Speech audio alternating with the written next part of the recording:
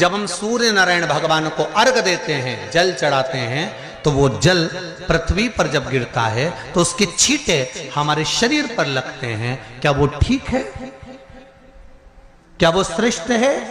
तो शिव महापुराण की कथा कहती है, जब हम सूर्य को अर्घ देते हैं, सूर्य को जल चढ़ाते हैं, वो पानी जब पृथ्वी पर गिरता है, उसके छींटे हमारे शरीर पर लगते हैं, तो वो श्रेष्ठता का भाव निर्मित करते हैं। वो गलत नहीं हो सकता। उन्होंने पृथ्वी पर खड़े होकर ही, क्योंकि पृथ्वी तत्व के देव हैं शिव। जब हम मृत्यु लोक पर खड़े होकर, पृथ्वी पर खड़े होकर भगवान शंकर का भाग पृथ्वी तत्व को धारण कर कर जल को हाथ में लेकर जब समर्पित करते हैं, और जो जल नीचे गिरता है वो शरीर पर अगर लगता है तो हमको उसका आशीर्वाद ही प्राप्त होता है, दोष नहीं लगता। पर लोगों ने इसको विपरीत कर दिया। कि कौन ने विपरीत करा? कई लोगों ने इसको विपरीत कर दिया। कौन ने विपरीत करा? तो जो दूसरे धर्म के लोग होते हैं, जिनको हिंदू धर्म से नफरत होती है और जो हिंदू धर्म की पूजन सेवा अर्चना को समाप्त करना चाहते हैं, वो धीरे धीरे धीरे धीरे कहने लगे कि सूर्य को जल चढ़ाओगे तो शरीर में लगेगा, शरीर में लगेगा तो दोष लगेगा। इसको कह कहकर घर घर में सूर्य को जल चढ़ाना लोगों ने बंद कर दिया कि आप जल चढ़ाएंगे तो दोष लगेगा, शरीर पे छींटा लगेगा, शरीर को ऐसा लगेगा। ये दोष नहीं है। कितनी सुंदर बात है महाराज। सूर्य नारायण भगवान को जब जल चढ़ाया जाता है, हाथ सिर से 8 इंच की दूरी पर होना चाहिए। जम के बोलिए, सिर से कितना ऊंचा होना चाहिए? 8 इंच ऊपर अपना हाथ होना चाहिए मस्तक से सूर्य को जल चढ़ाते समय। और ना चांदी का, ना स्टील का, ना लोहे का, ना प्लास्टिक का, ना कांच का, ना सोने का कोई बर्तन, ना कांसे का, ना एल्युमिनियम का, ना पीतल का, केवल एक पात्र होना चाहिए, वो है तांबे का। काय का पात्र होना चाहिए? तांबे का पात्र। और सूर्य नारायण भगवान को जब 8 इंच ऊपर तुम्हारा हस्त है, और जब हम सूर्य को जल चढ़ा रहे हैं, कैसे जल चढ़ाना है वो भी समझ लीजिए। अगर कोई कैंसर का मरीज है, जिसके चेस्ट में कैंसर आ गया हो, लेफ्ट में, राइट में कहीं पर कैंसर आ गया हो, या कोई गठान आ गई हो, तो महाराज आप जल चढ़ाते समय उस जल की धार को सूर्य भगवान को जब चढ़ा रहे हो, तो धार आपकी गठान की ओर जाना चाहिए, जिससे सूर्य की किरण उस जल में से आपके उस स्थान पर पड़े, उस जगह पर पड़े जहां पर गठान है। महाराज आप लगातार जल तो चढ़ाना चालू करो, अच्छे अच्छे डॉक्टर फेल हो जाएंगे और कह देंगे गठान ठीक हो गई। आपका लीवर और किडनी गड़बड़ कर रहा है, आप प्रतिदिन आपका स्वास्थ्य गड़बड़ रहता है, आप प्रतिदिन ये ज्योतिष शास्त्र के अंतर्गत, रत्न शास्त्र के अंतर्गत, ये रत्न शास्त्र, ज्योतिष शास्त्र, रंग शास्त्र जो हमारे यहाँ है, रंगों के हिसाब से ये जितने रत्न होते हैं, माणिक हुआ, सोन, मोती हुआ, नीलम हुआ, मूंगा हुआ, पुखराज हुआ, ये क्यों कहते हैं ये पीला है, ये सफेद है, ये नीला है, ये लाल है, इसको शरीर में क्यों पहनाते हैं? उसका कारण होता है कि जब शरीर में पहनते हैं, सूर्य की किरण उसमें पड़ती है, हमारे शरीर पर वो कलर का इफेक्ट पड़ता है, उस कलर को शरीर पर लगता है, और शरीर पर लगता है तो हमारा शरीर धीरे धीरे, हमारी जो इंद्रियां हैं वो सही होने लगती हैं, काम सही होने लगता है। तो आप कहते हो ना, सब मैं कौन सा नक पहनूं, मैं कौन सा मोती पहनूं, मैं कौन सा पुखराज पहनूं, मैं कौन सा नीलम पहनूं, वो ज्योतिष शास्त्र के अंतर्गत, रत्न शास्त्र के अंतर्गत जितने रत्न हम पहनते हैं, ये केवल उस किरण के लिए ही तो पहनते हैं कि जो सूर्य की किरण मिले, उस किरण का प्रभाव हमारे शरीर पर पड़े।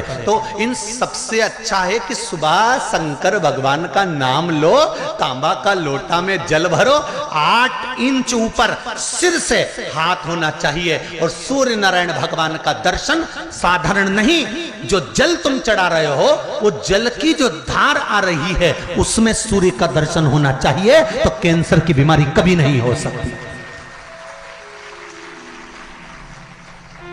लीवर, किडनी, हार्ट, आपके हार्ट में अगर तकलीफ है, डॉक्टर ने कह दिया कि इसमें नस चोक है, आपको कहीं ना कहीं छल्ला डलेगा, आपको कह दिया इसमें कुछ ना कुछ प्रॉब्लम आ रही है, आप सूर्य को अर्घ देना चालू कर दो, सूर्य को जल चढ़ाना चालू कर दीजिए। आप सूर्य को जल चढ़ाओ, वो जल की जो तरंग आ रही है, वो जल जो निकल कर जा रहा है, उसकी जो किरण आपके हृदय पर, आपकी छाती पर पड़ रही है, नाड़ियों में पड़ रही है, नसों में पड़ रही है, उसका बल देखो तो सही। 1 महीना लगातार चढ़ाओ तो 15 दिन 20 दिन कर कर तो देखो। क्यों राम जी महाराज जल चढ़ाते थे, क्यों भगवान कृष्ण जल चढ़ाते थे सूर्य को, क्यों दशरथ जी महाराज जल चढ़ाते थे, क्यों कश्यप ऋषि जल चढ़ाते थे सूर्य को, सारे 33 कोटि देवता, सारे ऋषिवर, साधु संत सन्यासी तपस्वी साधक उपासक सब भगवान सूर्य को अर्घ दिया करते थे। क्यों देते थे, किस लिए?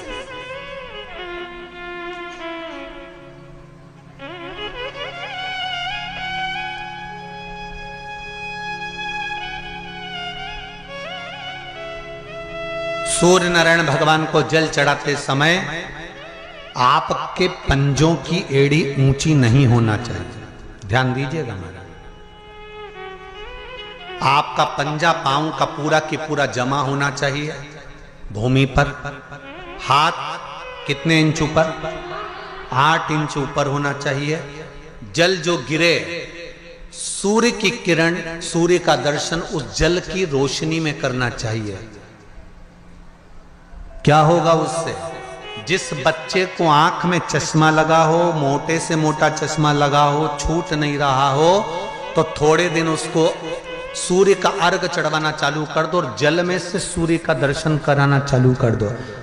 सूर्य का दर्शन जल में से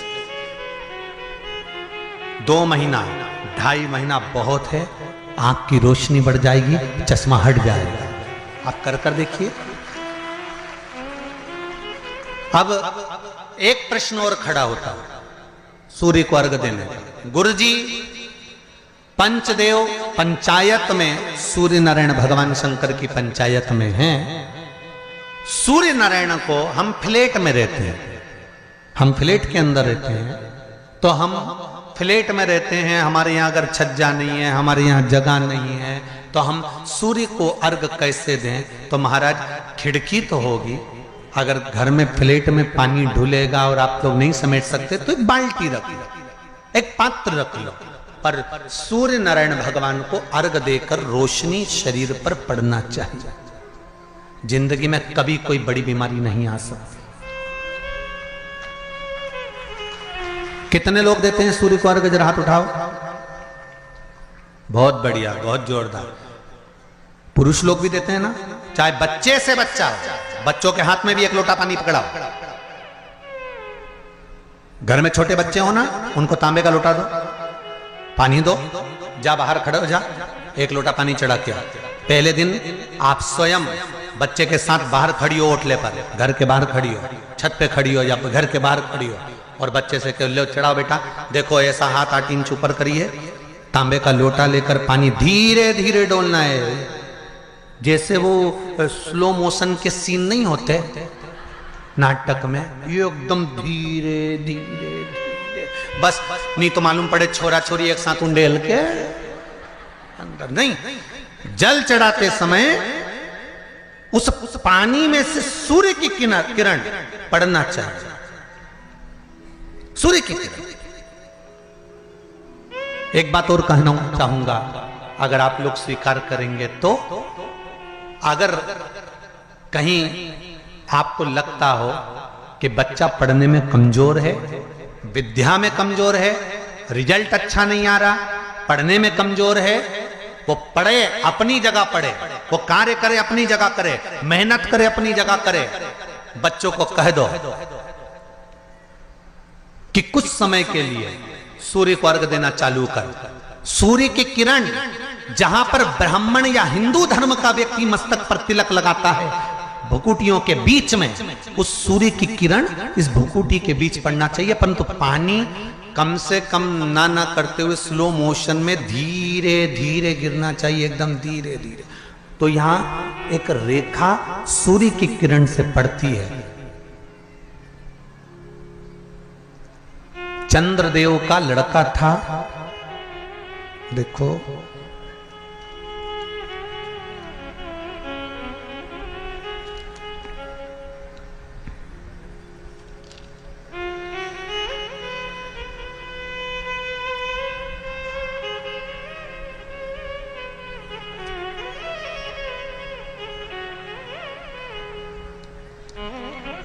चंद्रदेव का लड़का था वर्चा।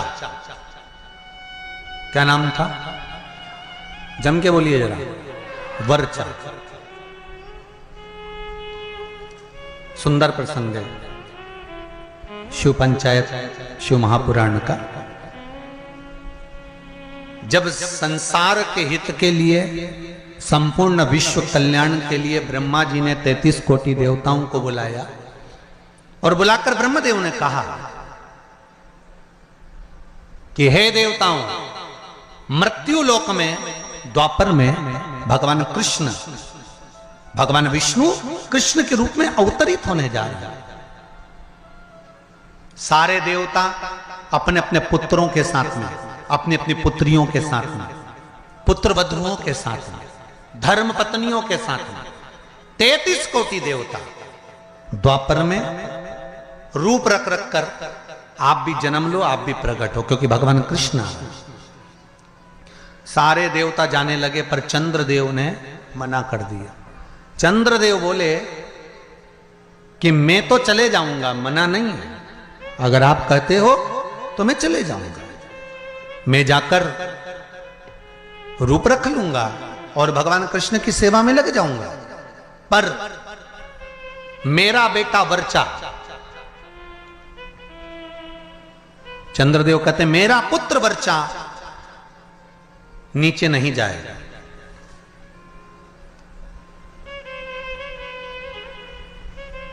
खूब समझाया देवताओं ने। देखिए, जब 33 कोटि देवता जा रहे हैं तो आप अपने पुत्र को क्यों नहीं भेजते?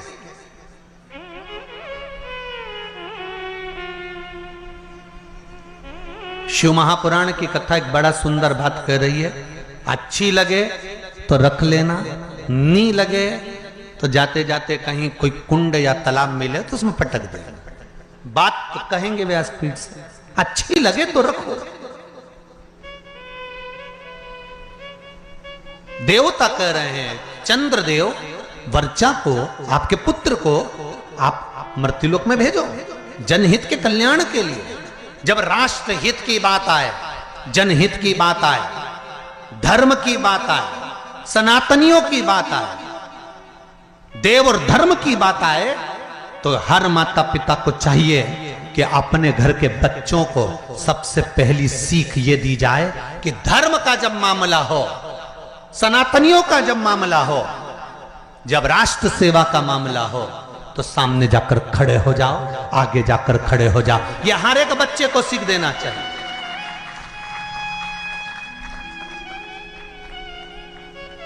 पर हम अपने बच्चों को सीख देते हैं, कहां जा रहा है? अरे मम्मी, और देखो जरा भगवान के मंदिर में अनुष्ठान चल रहा है, साहू परिवार शिव महापुराण की कथा करवा रहा है, गांव में कथा हो रही है, गांव के अंतर्गत कार्यक्रम चल रहा है, संपूर्ण गांव का कार्य है, तुझे क्या करना जाकर? वो तो उनका काम है ना, चुप बैठ रहे। माता और पिता को चाहिए कि अगर हमारे गांव में अगर आए हैं इतने मेहमान, हमारे गांव में इतने लोग कब आएंगे साहब? ये तो शंकर की कृपा से शिव के रूप में आए हैं, कब आएंगे? बल्कि घर के लोगों को ये चाहिए कि अपने बच्चों से कहे, तेरी परीक्षा हो गई, पढ़ाई हो गई, एग्जाम हो गए, रिजल्ट अपनी जगह आएगा। 7 दिन शिव महापुराण की कथा चल रही है, जाकर पंडाल में सेवा करो, झाड़ू लगाओ, कोई को जरूरत हो पानी पिलाओ, किसी चीज की जरूरत हो तो सेवा करो। 33 कोटि देवता भी शंकर भगवान की सेवा में लगे रहते हैं। तुम खुद देख लो, कल तक यहां पर इतनी तेज गर्मी पड़ रही थी, प्रचंड धूप पड़ रही थी, और आज निकल कर देखो तो चारों तरफ छाए नजर आए।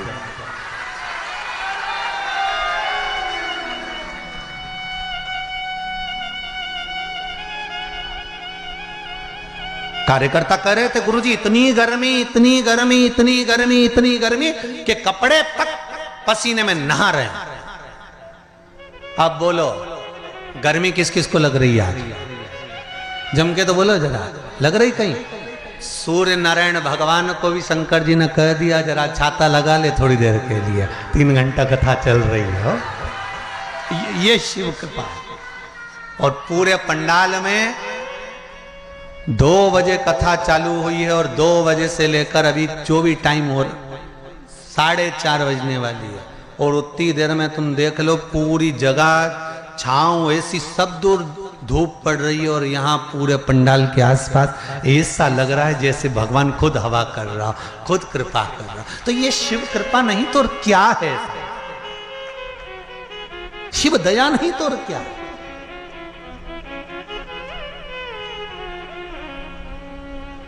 अरे तेरा ही दिया मैंने खाया पिया है, तेरा शुक्रिया है, तेरा शुक्रिया है।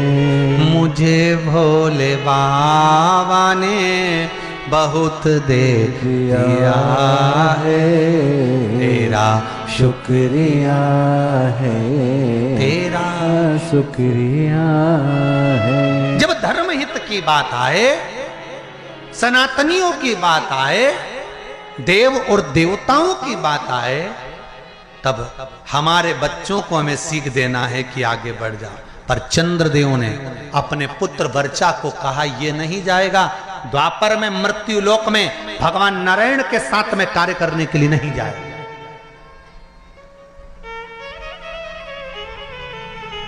वर्चा को सूचना मिली, वर्चा को खबर मिली। कई लोगों के मन में एक प्रश्न आता है, भगवान कृष्ण पांडवों के साथ थे? बोलो तो थे ना?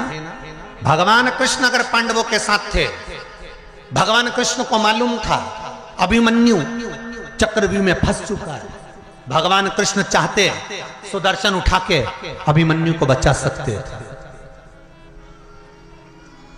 भगवान कृष्ण चाहते तो अभिमन्यु की रक्षा कर सकते थे, भगवान कृष्ण चाहते तो अभिमन्यु को बचा सकते थे, अभिमन्यु की रक्षा कर सकते थे।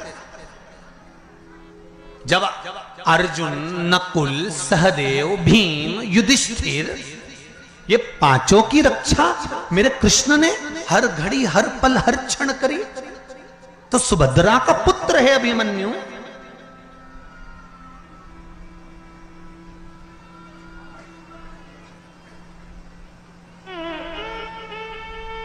अर्जुन का पुत्र है अभिमन्यु, तो फिर अभिमन्यु की रक्षा क्यों नहीं करी? क्या भगवान कृष्ण को नहीं मालूम था कि ये मरने वाला है? क्या भगवान कृष्ण को नहीं ज्ञात था कि ये मरने वाला है? उसकी कथा है ये। चंद्रदेव ने कह दिया था मैं मेरे बेटे को नहीं भेजूंगा। वर्चा को मालूम पड़ा,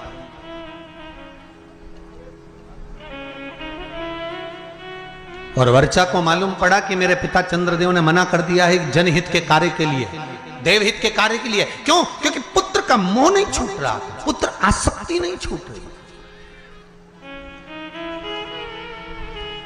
कई लोग आपसे पूछेंगे पूर्व समय में अभिमन्यु कौन था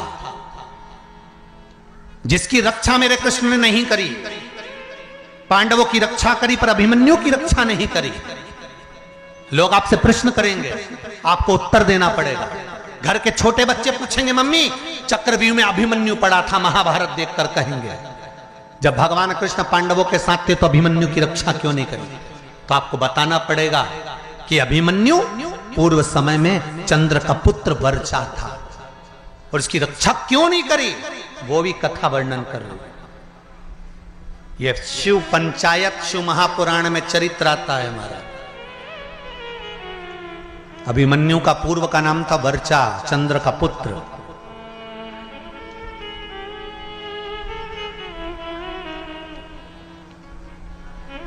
क्या कमी पड़ गई थी? क्यों नहीं करी? वर्चा को मालूम पड़ा कि मेरे पिता ने मुझे मना कर दिया, मेरे पिता ने कह दिया कि मृत्युलोक में मेरा पुत्र वर्चा नहीं जाएगा, क्योंकि पुत्र आसक्ति, पुत्र मोह, पुत्र का स्नेह बड़ा प्रबल हो। पुत्र का मोह ही तो था जो धृतराष्ट्र का पूरा वंश डूब गया। अगर पुत्र मोह में धृतराष्ट्र नहीं पड़ता ना तो बच जाता पूरा परिवार, पूरा परिवार बच जाता। पर माताओं और भाई जितने लोग कथा सुन रहे हैं, आपसे निवेदन है इतना पुत्र मोह मत पालना कि तुम्हारी औलाद ही तुमको नष्ट कर दे, तुम्हें बर्बाद कर दे। ऐसा पुत्र मोह मत पालना।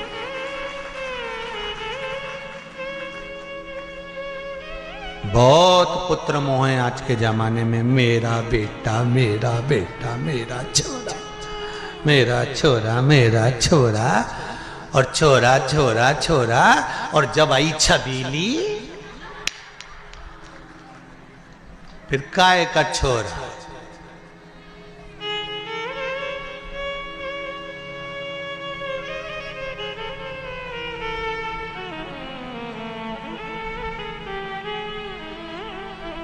फिर तो छोरा छबीली के नेन पे चले। छबीली एक बार घूर के देख लेनी।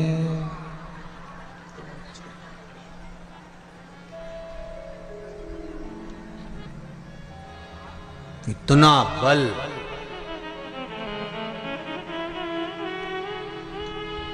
इतनी बार घर से निकलता था, कभी मम्मी से कहकर नहीं जाता था कि मैं यहां जा रहा हूं। जिस दिन से शादी हुई घरवाड़ी के 50,000 के जाना पड़ता है कि मैं यहां जा रहा हूं। अब तुम सोच लो कितना बदलाव आया ब्याह के बाद, शादी के बाद। पहले जाता था तो मम्मी से कहकर नहीं जाता था कि मैं यहां जा रहा हूं, मैं आ रहा हूं, मैं ये करने जा रहा हूं। अब शादी होने के बाद अगर घर से जाता है ना तो पहले उसको बताना पड़ता है, नहीं तो 50,000 फोन लगा के पूछ लेती है कहां हो। बस इतना बोला ना तो बापड़ा का पसीने की बूंद छा गई। अब भी आया 20 मिनट में, बस पहुंच ही दिया। आ रहे हो वो वाला हाल है ना। एक पत्नी ने पति से कहा कपड़े पड़े हैं बाथरूम में,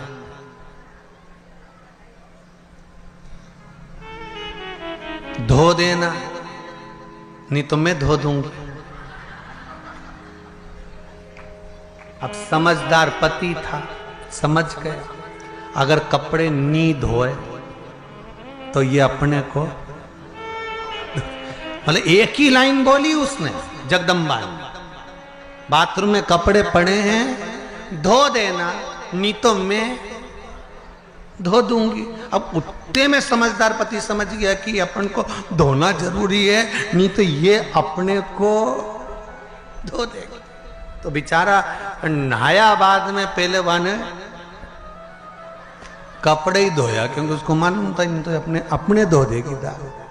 तो ये निवेदन है आप सबसे। बच्चों को वर्चा ने कहा अपने पिता चंद्र से कि आप पुत्र मोह में पड़े हो, पुत्र मोह की आसक्ति है आप।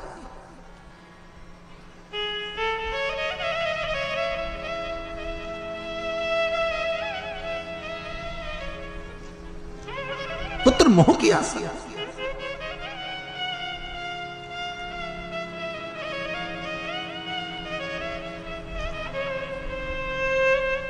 बेटा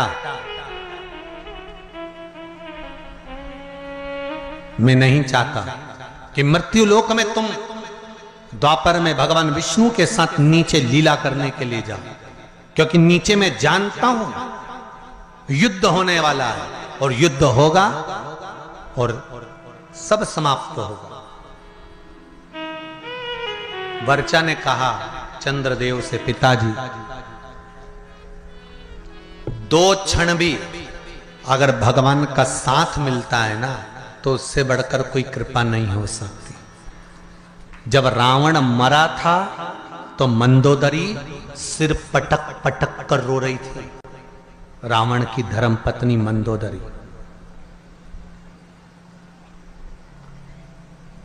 तो भगवान राम ने मंदोदरी से जाकर कहा, मंदोदरी तुम राजमाता हो,